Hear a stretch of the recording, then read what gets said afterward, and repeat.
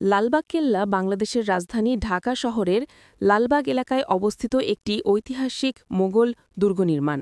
এটি বাংলাদেশের অন্যতম জনপ্রিয় প্রত্নতাত্ত্বিক স্থাপনা ও পর্যটন কেন্দ্র। এখানে সবচেয়ে বড় আকর্ষণীয় বা গোপন স্থান হচ্ছে এখানে একটি সুড়ঙ্গ রয়েছে। লোকমুখে শোনা যায় এই এই সুড়ঙ্গের মধ্যে যে একবার ঢোকে সে আর কোনোদিন ফিরে আসে না। অতীতে এমন অনেক ঘটনা ঘটেছে বলে শোনা যায়। এর জন্য সরকারের তরফ প্রশাসনিকভাবে এই সুড়ঙ্গের গেট তালাবদ্ধভাবে রাখা হয়েছে, যেন এখানে আর কেউ প্রবেশ করতে না পারে। অনেকেই ধারণা করে এই সুড়ঙ্গ দিয়ে নাকি এক দেশ হতে অন্য দেশেও নাকি যাওয়া যায়। আবার অনেকে বলে জিনভূত নাকি থাকতে পারে, যা মানুষের কাছে আজও অজানা রয়েছে। নির্মাণের ইতিহাস। লালবাগ কেল্লার নির্মাণ কাজ শুরু করেন মোগল সুবেদার প্রিন্স মোহাম্মদ আজম শাহ, যিনি ছিলেন সম্রাট আওরঙ্গজেবের পুত্র। নির্মাণ শুরু ১৬৭৮ খ্রিস্টাব্দে। উদ্দেশ্য ঢাকায় মোগল প্রশাসনের জন্য একটি রাজকীয় দুর্গ নির্মাণ করা। কিন্তু ১৬৭৯ সালে প্রিন্স আজম শাহ দিল্লি ফিরে গেলে নির্মাণ কাজ থেমে যায়। পরে নতুন সুবেদার শায়েস্তা খাঁ কাজের দায়িত্ব নেন। কিন্তু তার কন্যা পরিবী বিবির মৃত্যুর পর কেল্লাটি অশুভ বলে মনে করে নির্মাণ অসম্পূর্ণ অবস্থায় রেখে দেন। স্থাপত্য ও কাঠামো। লালবাগ কেল্লা ৩টি প্রধান স্থাপনা নিয়ে গঠিত। পরিবী বিবির সমাধি, সাদা মার্বেল পাথরের নির্মিত সুন্দর সমাধি।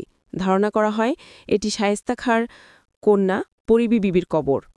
দিওয়ানি ই আম শাসন ভবন, এটি ছিল সুবেদারের প্রশাসনিক কার্যালয় ও সভাকক্ষ। লালবাগ মসজিদ ৩ গম্বুজ বিশিষ্ট একটি মার্জিত মোগল স্থাপত্য শৈলীর মসজিদ। এছাড়াও দুর্গে রয়েছে বাগান, ফোয়ারা, পানি সরবরাহের জন্য ভূগর্ভস্থ নালা ব্যবস্থা, প্রাচীর বেষ্টিত দরজা ও প্রহরী টাওয়ার। ঐতিহাসিক গুরুত্ব।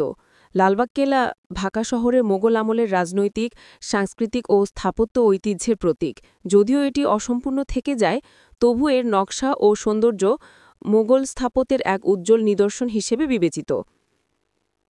বর্তমান অবস্থা। বর্তমানে লালবাগ কেল্লা বাংলাদেশের পুরাতত্ত্ব অধিদপ্তরের তত্ত্বাবধানে রয়েছে।